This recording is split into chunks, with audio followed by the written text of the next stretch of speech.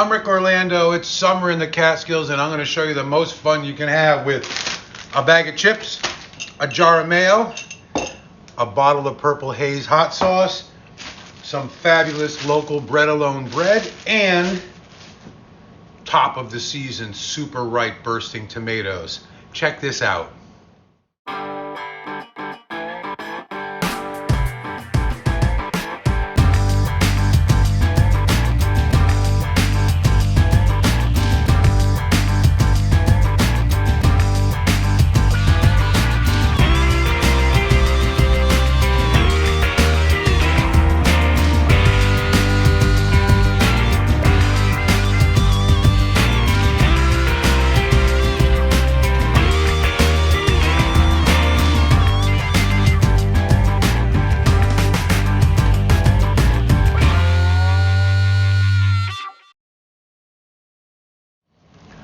And just when you think you're done, there's one more thing.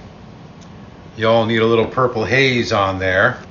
So I like to open it up, add a little Purple Haze to that delicious mayonnaise and potato chip hit there. Don't forget, sauce on top.